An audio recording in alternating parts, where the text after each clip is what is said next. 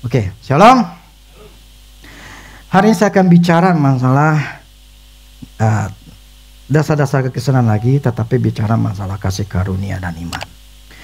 Karena pengajaran ini dulu saya bertahun-tahun yang lalu udah lama sekali, tapi saya ingin ajarkan sekali lagi masalah, karena ini banyak pengajaran-pengajaran yang ngaco, yang salah, yang memang masalah kasih karunia dan iman itu masih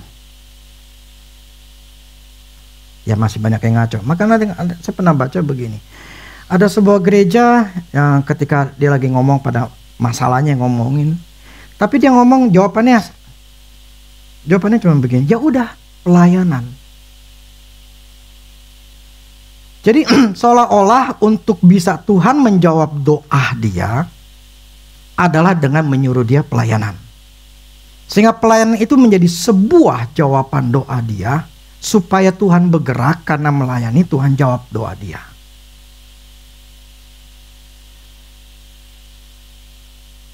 Saya katakan itu salah. Tuhan tidak bergerak oleh karena perbuatan kita. Nah, ini saya harus jelasin.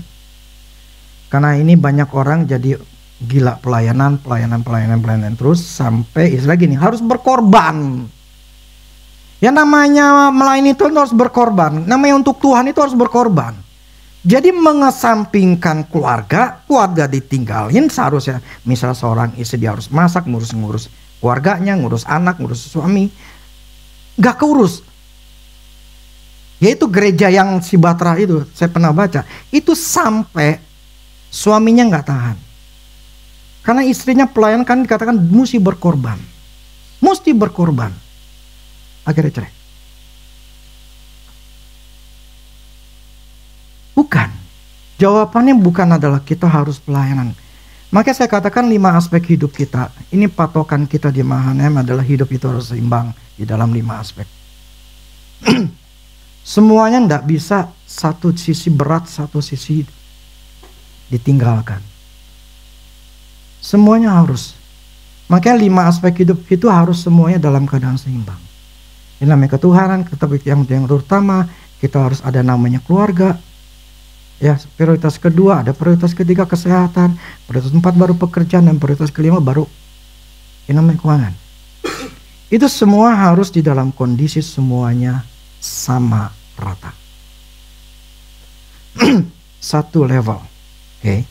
Nah, saya akan bicara masalah penebusan sambung dengan kasih karunia.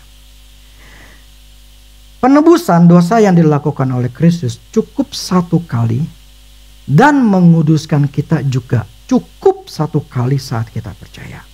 Oke, firmannya Ibrani 10 ayat 11 sampai 14. Ibrani 10 ayat 11 sampai 14. Selanjutnya setiap imam melakukan tiap-tiap hari pelayanannya dan berulang-ulang mempersembahkan korban yang sama sekali tidak dapat menghapus dosa. Ya, ini Taurat ya. Tetapi ia, yaitu Kristus, setelah mempersembahkan hanya 1 korban saja karena dosa, ia duduk untuk selama-lamanya di sebelah kanan Allah. Dan sekarang ia hanya menantikan saatnya di mana musuh-musuhnya akan dijadikan tumpuan kakinya. Sebab oleh 1 korban saja ia telah menyempurnakan untuk selama-lamanya mereka yang ia kuduskan. Oleh 1 korban aja. Jadi dibandingkan dengan waktu perjanjian lama yang korbannya selalu berulang-ulang, tetapi di sini kan Kristus hanya 1 korban saja ia telah menyempurnakan untuk selama-lamanya mereka yang ia kuduskan. Jadi Kristus mengampuni dosa manusia itu cuma 1 kali saja. Jadi Kristus tidak akan datang kedua kali untuk dikorbanin lagi. Ya. Dan di sini katakan dia menguduskan kita. Artinya apa? Dia menebus dosa kita, mengampuni dosa kita yang masa lalu, sekarang, dan masa yang akan datang. Firman-Nya Ibrani 10 ayat 10. Dan karena kehendaknya inilah kita telah dikuduskan banyak kali Satu kali untuk selama-lamanya oleh persembahan tubuh Yesus Kristus. Jadi sekali kita percaya sama Kristus, saat itulah sekali kita dikuduskan. Bagian kita ada roh, jiwa, dan tubuh. Ketika kita percaya sama Kristus, Kristus memberikan yang namanya Roh Kudus. Roh Kudus itu masuk ke dalam hati kita. Dan dia menguduskan hidup kita. Nah, kekudusan Allah itu ada di dalam hati kita. Nah, hati kita itu ada Roh Kudus. Roh kita sama Roh Kudus itu menyatu. Jadi ketika kemuliaan Allah akibat jatuh dalam manusia, gini, si Adam pertama kali itu kemuliaan ada. Tapi ketika dia jatuh dalam dosa, kemuliaan Allah pergi. Karena kemuliaan Allah tidak bisa nyatu dengan dosa. Tidak bisa. Makanya firman katakan, manusia kehilangan kemuliaan Allah. Kecabut. Nah, ketika manusia ini percaya kepada Kristus, dikuduskanlah dirinya, baru kemuliaan Allah masuk. Jadi, roh di dalam diri kita, karena kita percaya sama Kristus, roh kita itu kudus. Satu-satunya yang kudus itu roh kita. Jiwa dan tubuh kita harus mengalami perubahan. Jiwa kita harus mengalami pola pikir kita mesti berubah. Kemudian tubuh kita nanti satu hari diubahkan menjadi tubuh kemuliaan ketika masuk ke surga. Jadi yang Allah menguduskan kita sekali, cukup sekali dia menebus dosa kita, dan cukup sekali dia menebus kita. Kita dikuduskan hanya sekali. Jadi dosa kita yang dulu, yang sekarang, maupun yang nanti, kita sudah diampuni, sudah dikuduskan. Jadi ketika Allah menguduskan orang yang percaya, itu dia mengudus, katakan sempurna, telah menyempurnakan untuk selama-lamanya mereka yang ia kuduskan. Menyempurnakan untuk selama-lamanya. Korban dia menyempurnakan selama-lamanya untuk mereka yang ia kuduskan. Jadi ketika kita percaya sama Tuhan, dia kuduskan sekali untuk selamanya. Oke, ini firman Tuhan yang mengatakannya.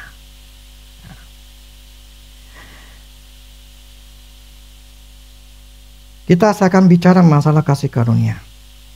Saya harus ngomong terlebih dahulu tadi masalah penebusan.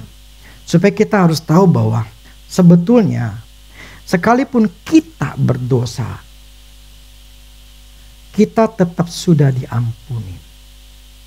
Nah, problemnya ada pengajaran nama hyper grace.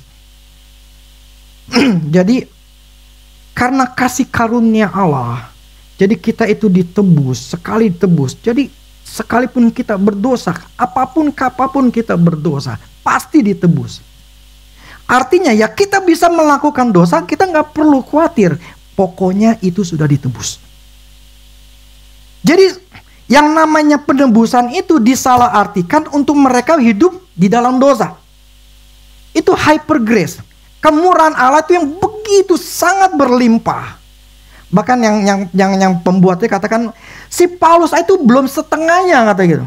Apa grace-nya? Itu justru lebih berlimpah dibandingkan dengan si Paulus ngomong di Alkitab.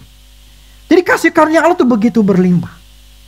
Nah, itu pengajaran yang mengambil yang Roma 5 ayat 20. Coba ada nggak? Roma 5 ayat 20. Tetapi hukum Taurat ditambahkan supaya pelanggaran menjadi semakin banyak, dan di mana dosa bertambah banyak, di sana kasih karunia menjadi berlimpah-limpah. Nah, inilah yang membuat orang jadi berpikir begini. Pelanggaran makin banyak, kasih karunia makin bertambah. Jadi ketika gue melakukan dosa, kasih karunia tetap tersedia dalam diri gue. Semakin banyak gue berdosa, semakin gue akan dipenuhi. Namanya kasih karunia. Jadi hidup di dalam dosa tidak masalah. Kenapa? Karena kasih karunia tetap ada. Nah, inilah pengajaran sesat. Roma 6 ayat 1 sampai 2. Ini Paulus ngomong di Roma 5. Tapi disambung di Roma 6 ayat 1 sampai 2. Itu problemnya cuma hanya mencomot satu ayat ini tanpa melihat ayat selanjutnya. Roma 6 ayat 1 sampai 2 begini. Jika demikian, apakah yang hendak kita katakan? Bolehkah kita bertekun dalam dosa supaya semakin bertambah kasih karunia itu? Jadi boleh nggak kita hidup di dalam dosa supaya ya kasih karunia itu semakin bertambah? Paulus katakan sekali-kali tidak. Bukankah kita telah mati bagi dosa? Bagaimana kita masih dapat hidup di dalamnya? Walaupun kita ditebus oleh Kristus, walaupun kasih karunia sudah diberikan berlimpah dan tetap diberikan walaupun kita berdosa, bukan berarti kita hidup di dalam dosa. Bukan kita hidup di dalam dunia gitu loh, yang penuh mengikuti cara-cara dunia. Sebab begini, ada hukum yang lain, apa yang kita tabur kita akan tuai. Tidak ada perbuatan yang kita lakukan tanpa ada akibatnya. Selalu akan ada akibatnya. Yang namanya kita nanam pohon jambu, pasti akan ada buah jambu, bukan buah duren. Nggak mungkin. Jadi segala sesuatu yang kita lakukan pasti ada efeknya. Ya. Jadi apa yang kita tabur kita akan tuai.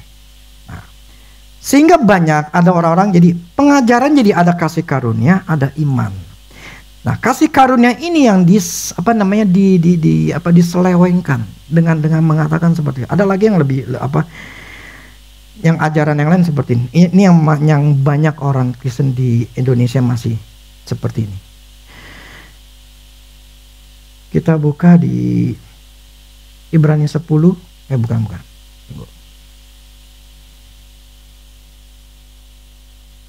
Efesus 2 ayat 8.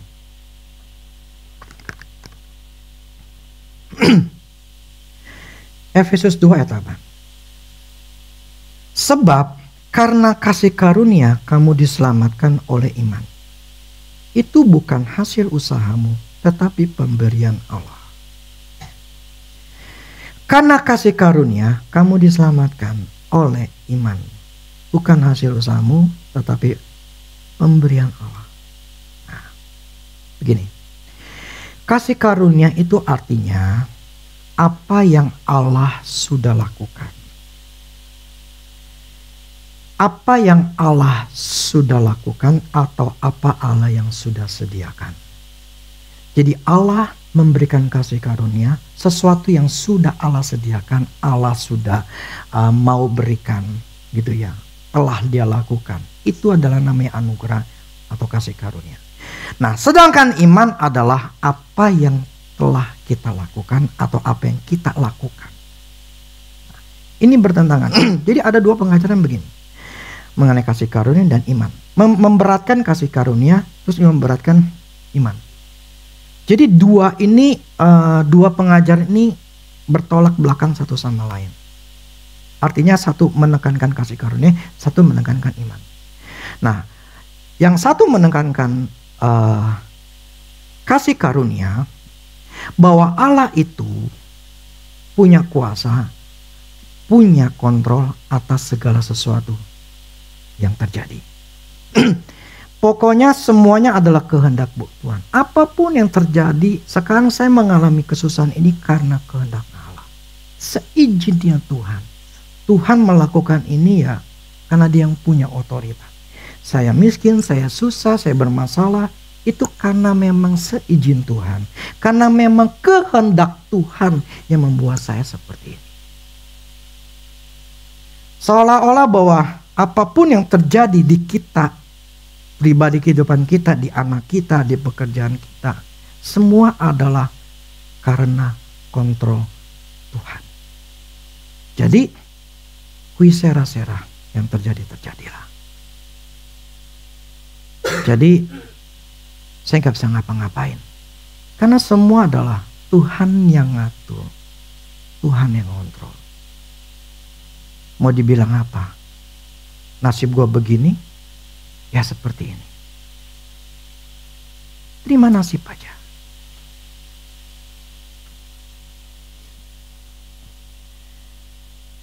Si Andrew pernah cerita satu kali.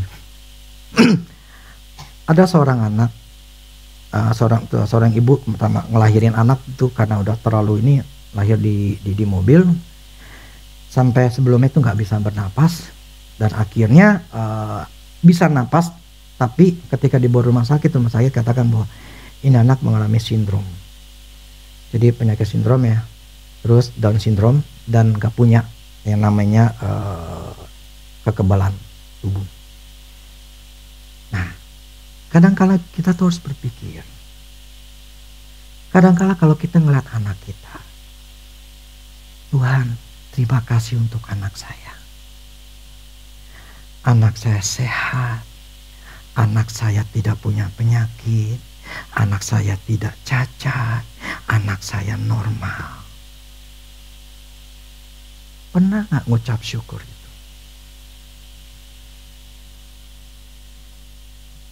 Anak ini mengalami Down syndrome dan tidak punya kekebalan tubuh. Dan pada waktu umur 4 tahun, si dokter pernah ngomong gini, ini anak pilek aja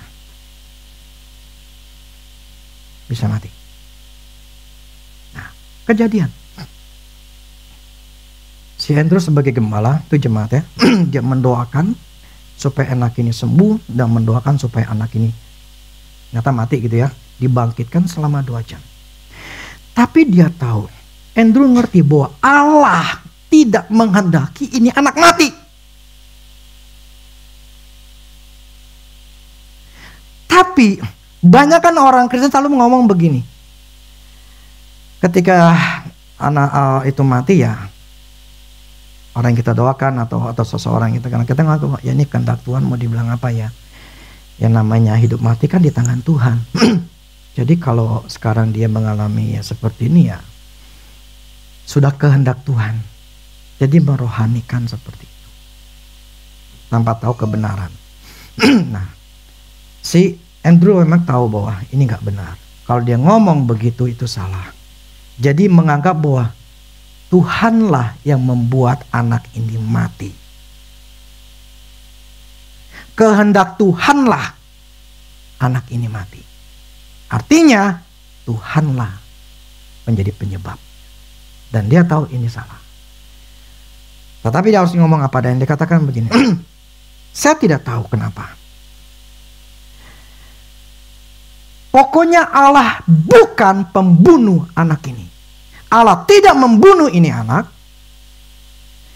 Apakah ini saya yang kurang iman, atau Anda yang kurang iman, atau kita berdua yang kurang iman? Saya nggak ngerti apapun. Kenapa ini bisa terjadi ketika kita doakan nggak hidup? Ya dia ngomong yang benarnya aja, bahwa Tuhan bukan pembunuh. Bahwa Tuhan bukan pembuat masalah ini. Singkat cerita ya sudah dikubur segala macam. Berapa lama kemudian mamanya, ibunya ini ngomong ke Andrew. Dia katakan gini. Ketika dia ngomong ke Andrew, ketika engkau ngomong seperti itu, dia sadar. Kenapa? Di dalam dirinya, sejak anak itu lahir, timbul ketakutan. Kalau anak ini sakit, dia bisa mati. Jadi selama 4 tahun itu dia penuh dengan ketakutan akan hal itu. Jadi dia menciptakan itu bayangan imajinasi bahwa anaknya kalau sakit mati. Jadi ketika kejadian anaknya sakit, dia sudah ngomong, dia akan mati. Andrew mau doain apapun juga, mau puasa segala macam. Karena yang punya hak itu adalah emaknya. Dan dia sudah menyatakan dalam hatinya, dalam dirinya, anak ini akan mati. Dia mati. Jadi gini, kita harus ngerti, jangan merohanikan sesuatu seolah-olah itu jadi menyalahkan Tuhan. Tuhan yang berdaulat, Tuhan yang atur semua, Tuhan yang izinkan semua masalah ini terjadi. dan aku susah, anakku bermasalah, bla bla segala macam. Ini seizinnya Tuhan. Seolah-olah, walaupun tanda kutip tidak secara langsung menyalahkan Tuhan, tetapi itu sebetulnya menyalahkan segala sesuatu. Masalah itu Tuhan yang salah. Kenapa saya punya masalah kayak gini Tuhan? Itulah orang Kristen yang posisinya adalah yang selalu melihat Tuhan itu yang berkuasa, yang berdaulat penuh. Titik poinnya, titik beratnya adalah kasih karunia atau kedaulatan Tuhan. Kalau Tuhan tidak mau menyembuhkan saya, Tuhan mau menyembuhkan orang itu, karena Tuhan yang mau berkenan. Kalau saat ini kalau saya nggak bersembuh, berarti Tuhan belum izinkan saya sembuh. Kalau orang itu bisa berhasil, puji Tuhan. Tuhan jawab orang dia. Kalau sekarang ya sudah nasib gue seperti ini, gue terima aja. Memang gue di garis hidupnya adalah seperti ini. Itu sebuah pola pikir pengajaran yang banyak. Yang kita selalu dengar, bahkan kita sendiri yang melakukannya. Nah, sedangkan yang iman, yang menitik beratkan pada iman, kita harus melakukan sesuatu untuk bisa menggerakkan Allah, untuk Tuhan jawab doa saya. Itu yang tadi saya katakan, pelayanan. Supaya ketika ada masalah, orang itu konseling, dan orang konselor ini ngomong pelayanan. Jadi ada pengajaran yang di banyak orang Kristen, pendeta yang memang masih mengajarkan bahwa pelayanan, lakukan sesuatu, engkau berdoa, engkau harus berpuasa, engkau harus melakukan ini, belajar firman Tuhan, ini itu supaya engkau bisa dijawab doamu sama Tuhan. Karena Tuhan melihat kesungguhan hatimu, engkau mau melakukan ini, engkau rela berkorban untuk melakukan pekerjaan Tuhan, engkau lakukan ini, lakukan itu dengan tujuan supaya Tuhan itu tergerak hatinya.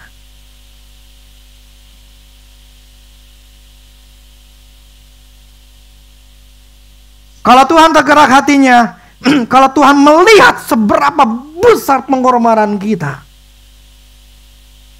masa sih Tuhan gak mau nolong saya sih? Saya udah melayani ini, saya melayani itu, saya melayani. Saya begitu banyak saya pelayanan. Kenapa sih Tuhan gak nolong saya?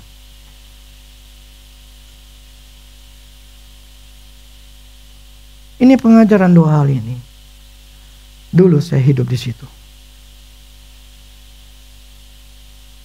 Tidak ada kombinasi antara, maksudnya tidak ada kesatuan antara namanya kasih karunia dan iman. Saya sudah melayani Tuhan. Hidup saya tetap susah. Oh, saya gila-gilaan sama Tuhan. Saya cinta Tuhan banget. Saya melakukan pelayanan, saya melakukan ini, saya berkorban. Saya setia. Saya cinta Tuhan. Tapi sekali lagi, saya baru ngerti. Itu belum cukup. Makanya banyak orang Kristen tidak mengalami perubahan demi perubahan dalam hidupnya. Karena itu. Karena pengertiannya belum nyampe. Karena pengajarannya masih banyak yang salah. Saya ngomong gini karena saya. Ya karena saya hidup di dalam seperti itu. Sampai saya mengerti. Namanya kasih karunia harus disertai dengan iman. Tuhan tidak bergerak dengan tindakan kita. Tuhan tidak bergerak karena perbuatan kita ini itu, karena berkorban. Kagak.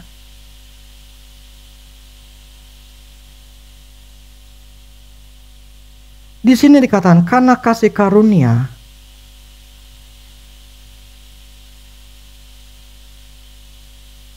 apa? Kamu diselamatkan kasih karunia dan iman. Karena kasih karunia kamu diselamatkan. Kasih karunia itu pemberian Allah. Sesuatu yang Allah berikan, yang telah Allah sediakan kepada umat manusia. Itu anugerah, itu kasih karunia. Kasih karunia, oleh karena kasih karunia, kamu diselamatkan oleh imanmu. Keselamatan aku sodorkan dan engkau akan terima oleh karena engkau percaya. Ketika engkau ketika ada seorang menginjili, kemudian engkau melihat Tuhan memberikan kasih karunia penebusan, dan engkau respon, saya percaya. Dan akhirnya kita menerima keselamatan itu. Jadi gini, iman itu bukan tujuan kita adalah kita melakukan A, melakukan B, melakukan C untuk menggerakkan Tuhan. Tidak. Iman itu adalah respon positif kita terhadap firman Tuhan. Ketika diberitakan keselamatan, respon kita, yes, saya percaya. Ketika firman Tuhan mengatakan bahwa Allah mencukupi segala kebutuhanmu, iman kita mengatakan, yes, saya percaya. Jadi dibutuhkan cuma respon kita karena kita percaya apa omongan Tuhan, apa yang Tuhan telah sediakan. Bukan karena perbuatan kita lakukan ini, lakukan itu, supaya ini iman gue nih Tuhan ya, saya ngelakuin ini Tuhan nih, saya ngelakuin ini nih ya, supaya engkau jawab doa saya ya. Bukan. Lu nggak pelayanan nggak apa-apa, kita nggak melayani Tuhan pun nggak apa-apa, Tuhan nggak ngamuk, Tuhan nggak marah, Tuhan nggak lakuin apa-apa kok. Benar. Kasih karunia tersedia. Walaupun kita nggak melakukan apapun, Tuhan tetap mengasihi kita. Dia tidak membenci kita. Dia sudah menebus kita. Jadi pelayanan itu bukan sebuah sebuah patokan bahwa orang ini cinta Tuhan, kemudian orang ini menjadi supaya Tuhan itu menjawab doa. Sehingga banyak orang itu gila pelayanan. Karena menganggap dengan pelayanan ini membuat Tuhan itu akan menjadi berbelas kasihan. Motivasinya salah.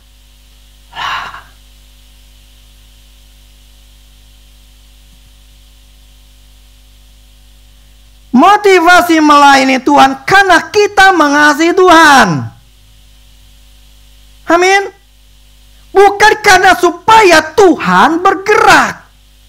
Bukan karena supaya Tuhan menjawab doa saya. Bukan.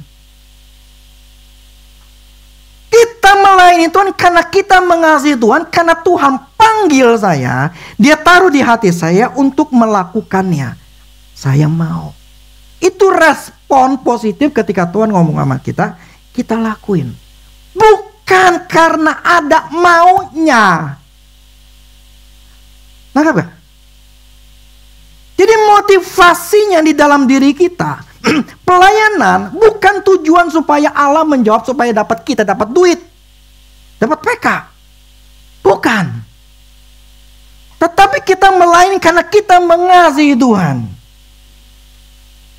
Dan kita mau melakukannya. Tanpa dibayar pun kita akan tetap lakukan. Jadi maupun karunia roh, maupun kemampuan kita segala macam itu bukan tujuan diberikan kasih karunia itu dengan tujuan supaya Tuhan itu menjadi terenyuh gitu sama kita. Itulah yang diajarkan banyak gereja sampai sekarang.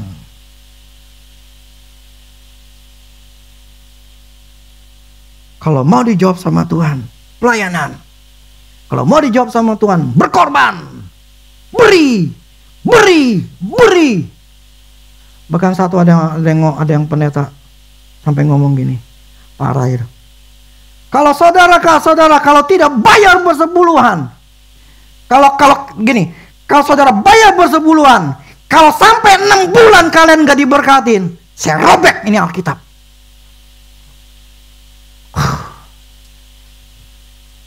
Kalau saudara bayar persepuluhan tapi 6 bulan gak diberkatin, saya robek Alkitab saya. Bohong ini. Men. Pendeta gede nih, gereja gede. Karena memang ngomongnya dit mulu. Jadi ngomongnya teologi kemakmuran. Begini loh. Jangan berpikir juga dengan memberi persepuluhan kamu dijamin pasti diberkati. Enggak juga. Saya ngomong apa adanya. Kenapa? Itu pun cuma membukakan jalan menghalau kita dari kuasa yang merugikan kita. Tetapi ada dibutuh namanya sifat karakter kita. Kita pemalas atau rajin? Kita punya keyakinan atau tidak? Jadi bukan masalah persepuluhan, tetapi ada hal-hal lain yang membuat kita bisa diberkati. Enggak? Jadi itu pikiran picik gitu loh. Kalau cuma persepuluhan doang kemudian kalian langsung bisa diberkati. Kagak. Tetapi ada hal-hal yang lain harus kita lakukan. Kita harus jujur, kita harus berani, kita harus berani melangkah, kita harus tahu ini kehendak Tuhan atau tidak. Kita punya sifat yang bagus, punya karakter yang bagus, rajin. Lah kalau itu enggak semuanya dipunya, lu bayar persepuluhan 6 bulan nggak diberkati. Bisa ngomong sama tuh pendeta, gue nggak diberkati kok. Karena apa? Otaknya dari pendeta itu untuk supaya jemaat dikejar masalah duitnya. Enggak? Jadi gini loh, itu apa ya? Di luar tuh banyak pengajaran yang ngaco, gitu loh. Jadi supaya, kenapa saya harus ngomong masalah dasar-dasar kekristenan lagi? Karena supaya ngerti gitu loh. Bahwa kita membayar persepuluhan pun bukan supaya Tuhan menggerakkan Tuhan. Tapi karena respon kita, firman ngomong seperti itu, gua percaya. Jadi motivasinya ada melakukan firman Tuhan karena kita mengasihi Tuhan. Tuhan ngomong begini, kalau engkau mengasihi aku, engkau akan melakukan perintah-perintahku. Di mana kamu melayani Tuhan, kamu melakukan segala sesuatu, entah membayar persepuluhan, memberikan bersama, itu semua motivasinya adalah karena mengasihi. Jadi kamu datang ke sini pun bukan karena ada orang, ada yang namanya tim pemerhati.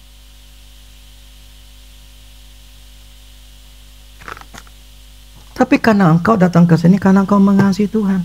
Itu.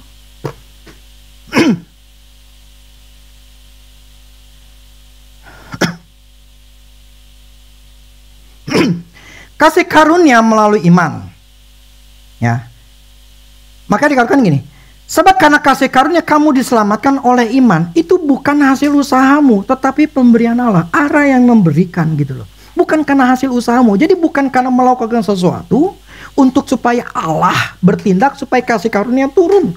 Enggak, tidak begitu ayatnya.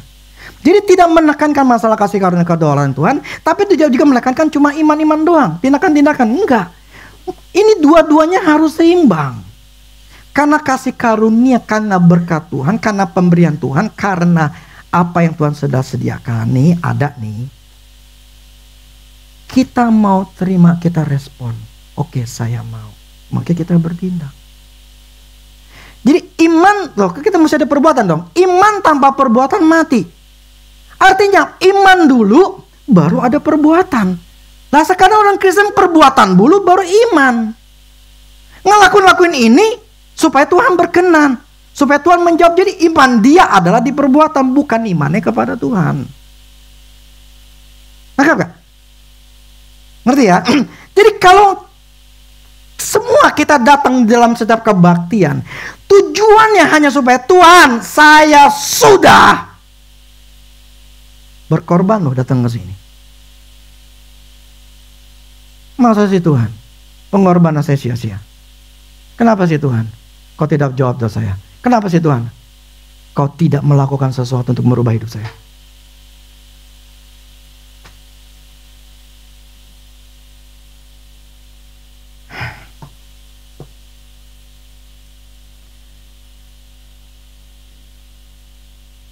Sampai engkau mati nggak akan berubah.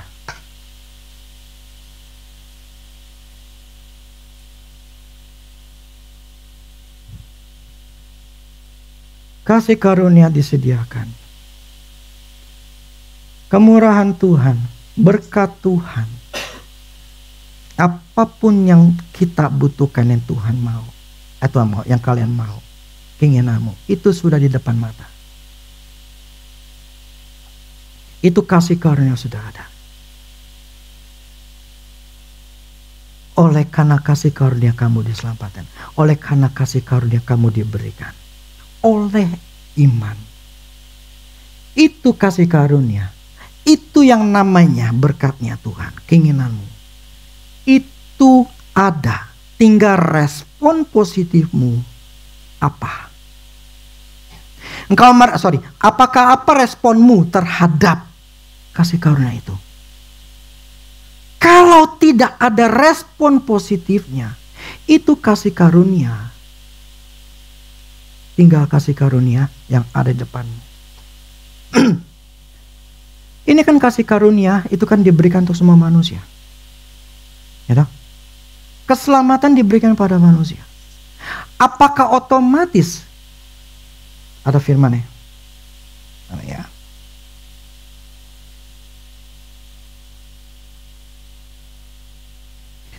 Titus 2 ayat 11.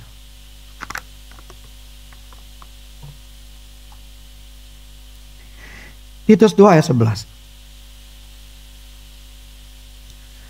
Karena kasih karunia Allah yang menyelamatkan semua manusia sudah nyata.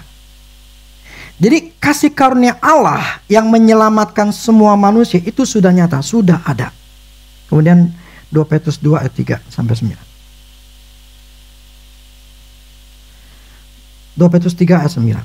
Tuhan tidak lalai menepati janjinya. Sekalipun ada orang yang menganggap sebagai kelalaian, tetapi ia sabar terhadap kamu.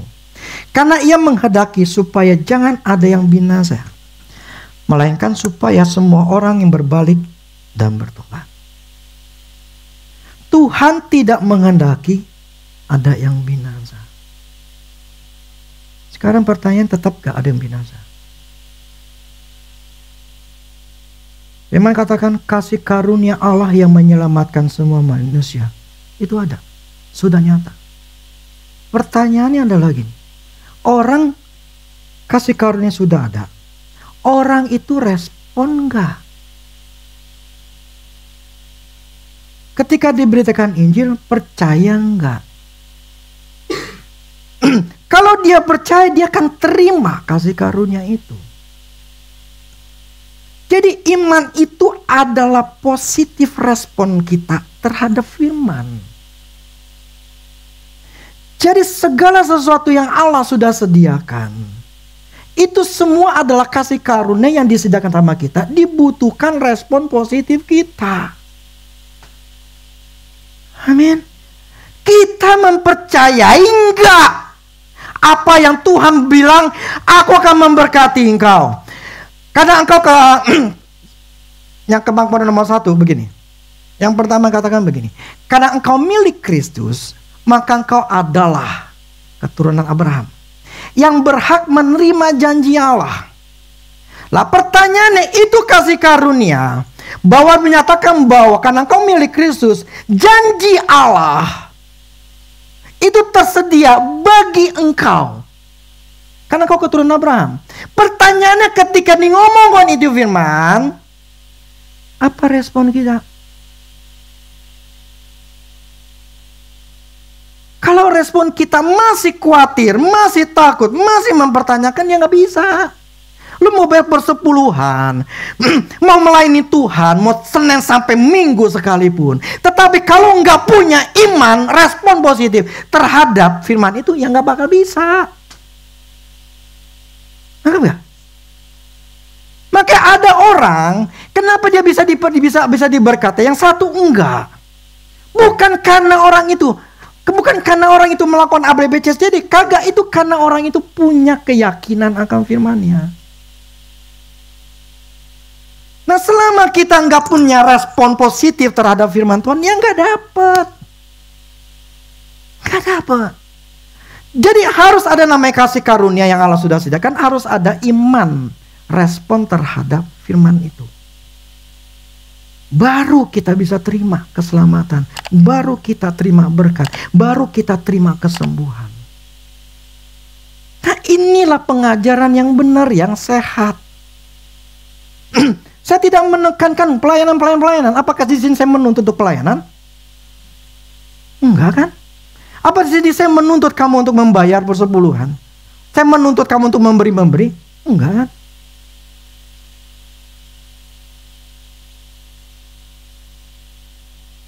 Karena kebenaran saya harus sampaikan apa adanya.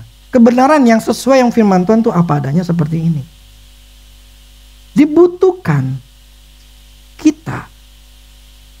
Nih, apa yang Tuhan sudah sediakan udah depanmu. Sekarang masalahnya, responnya apa? Responmu apa terhadap kasih karunia ini? Masih bertanya? Ya udah, nggak bisa.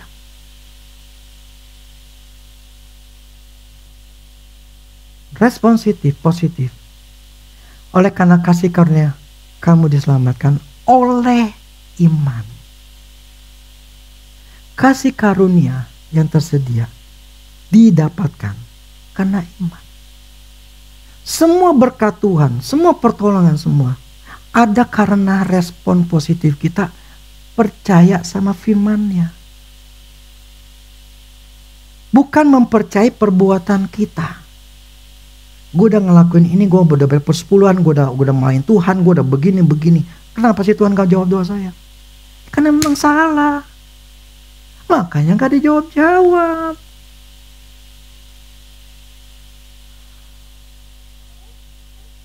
Yang dibutuhkan dari Tuhan adalah kepercayaan kita akan firman Tuhan.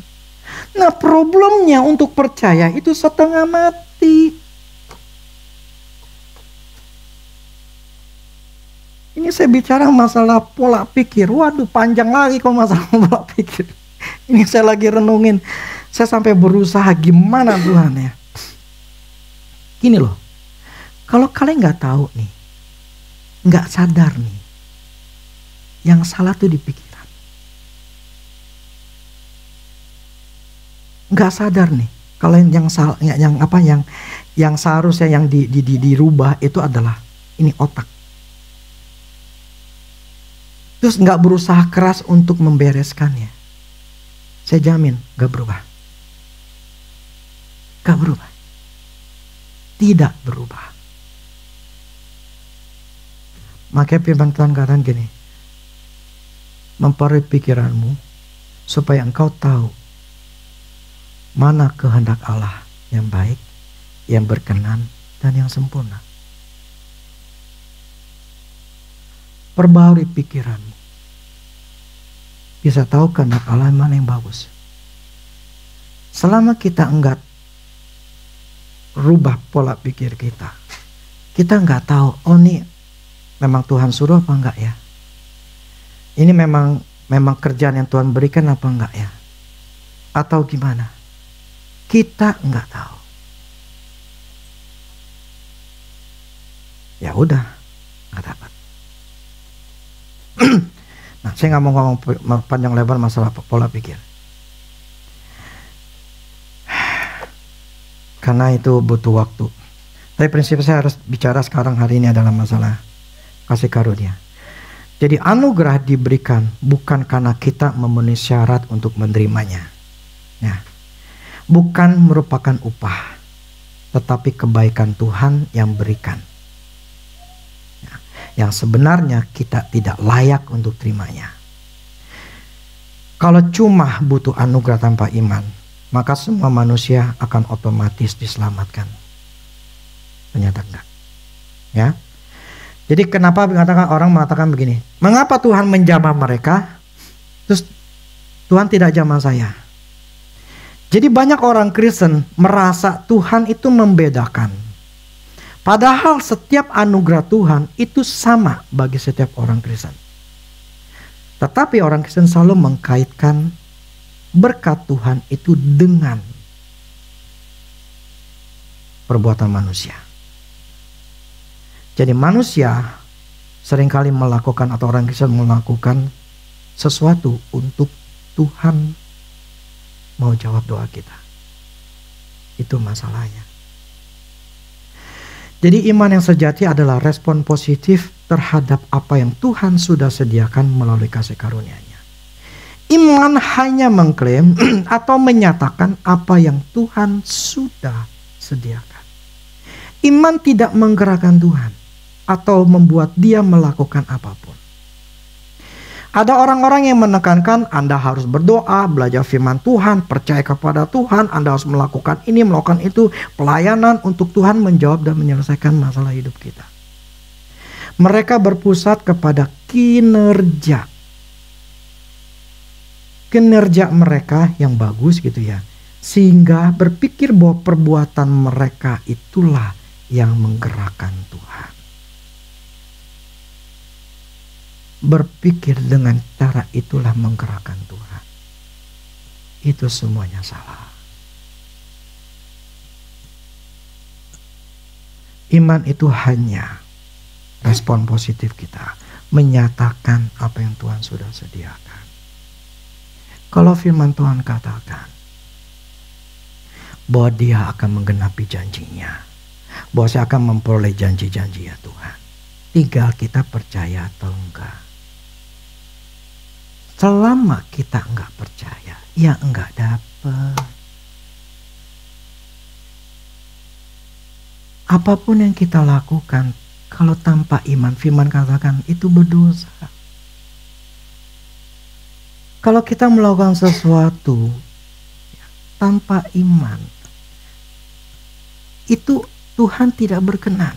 Firman kata gini, barang siapa yang kepadaku, kalau tanpa iman, Tuhan tidak berkenan. Jadi yang dibutuhkan dari kita adalah iman positif akan semua Tuhan yang sediakan. Itu doang. Kasih karunia plus iman. Kasih karunia ada, imannya ada enggak.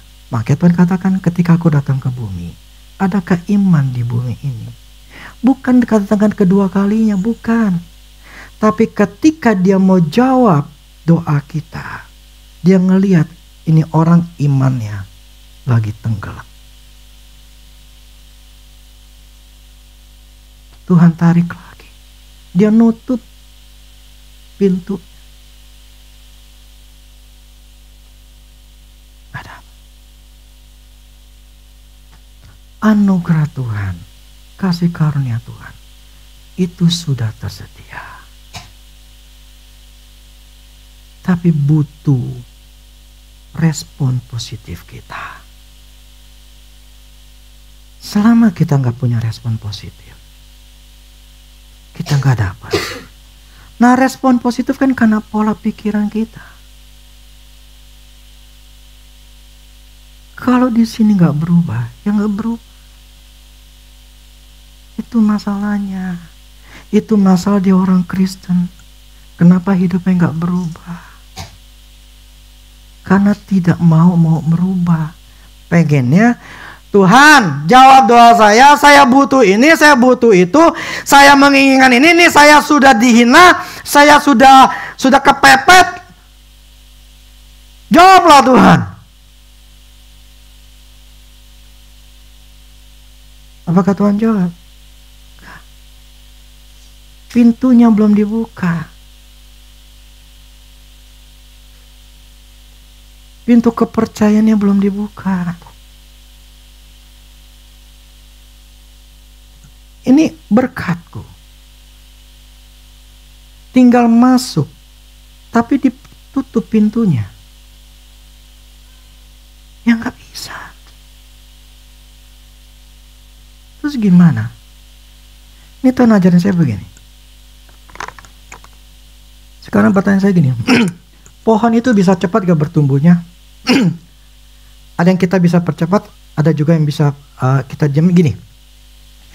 Contoh yang pohon apa tuh, cabai tuh di sisi saya. Bagi saya nggak ganggu. Terus gini, kalau pengen pohon itu berbuah banyak, didiemin aja atau saya lebih kasih pupuk untuk lebih berbuah? Pupuk pengaruh nggak? Sangat ya. Yang bikin itu bertumbuhnya cepat, menghasilkan buah, mau didiemin aja atau mau dikasih pupuk? Kasih. Demikian pola pikir kita. Mau cepat, fokus merubah otak. Mau lama, seperti pohon aja, natural. Ya sudah, berhari-hari, berminggu-minggu, berbulan-bulan, bertahun-tahun, nggak dirawat. Itulah penyebabnya ada orang kenapa bisa mengalami perubahan cepat, ada yang lama. Bukan karena Tuhan ini kasih karunia lebih besar, yang ini lebih kecil. Kagak. Nih otak. Jadi Tuhan ajarin saya begini, lu mau cepat? Ya lu cepatin berubah pikiran lu. Gimana? Lu mesti spend waktunya lebih banyak. Nah, banyak orang Kristen kan gak mau spend waktu, ngambil waktu untuk belajar firman Tuhan, untuk merenungkan, untuk ngerubah, kan males. Pengennya cepat diberkati, pengennya pokoknya dapat apa di Tuhan jawab. Males ngerubah. Karena memang karakter manusia memang seperti itu. Ya Tuhan mesti katakan, kalau lu pengen cepat, lu cepat rubah pikiran lu. Tapi kalau pengen seperti biasa, natural, ya sudah. Itu pun kalau dipelihara. Ingat kan yang 4 benih itu. Yang ketiga, benih ketiga, karena kekhawatiran dunia, kekayaan dunia, keinginan dunia menghimpit, nggak berbuah. Kalian bisa bertumbuh di sini, tapi nggak berbuah.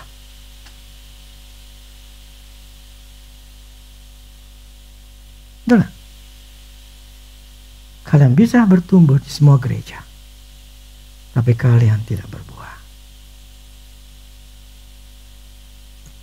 Mau berbuah itu butuh nggak cuma proses, tapi perawatan. Contohnya gini, itu pohon cabai. Kalau saya mau lewatin dia udah ngomel. Jangan kena. Apalagi pohon apa tuh yang di depan tuh? Pohon apa? Wijakusuma. Saya baru mau lewat aja. Ngapain lu ngapres situ? Tak kena bunganya. Ya ilah. Oh.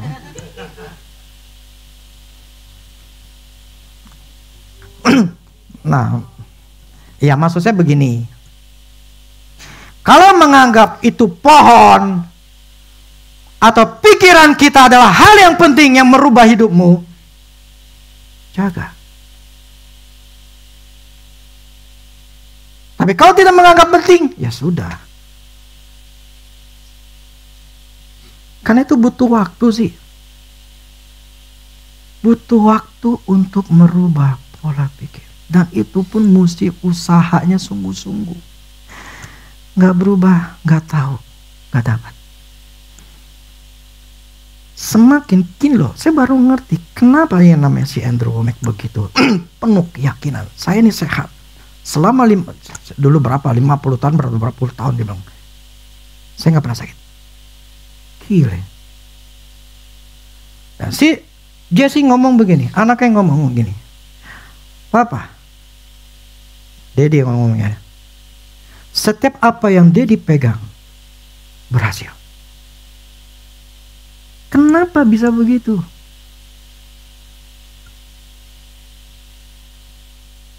Kenapa? Keyakinan imannya, respon positif akan firman Tuhan, gue yakin itu membuat Tuhan kerja berhasil. Oke, Tuhan ingatin saya, kenapa lu kalau lawan setan, lu berani? Ya, karena yakin. Dan akibatnya Tuhan kerja. Jadi confidence, keyakinan kita itu yang harus diusahakan sampai 100%. Tuhan baru kerja. Jadi kasih karunia kamu diselamatkan oleh iman. Jadi kasih karunia sudah ada, tinggal iman kita. Makanya Paulus kata, perbaharui pikiranmu supaya engkau mengetahui kehendak Allah yang sempurna. Selama ini gak berubah, hidupmu gak mungkin berubah deh.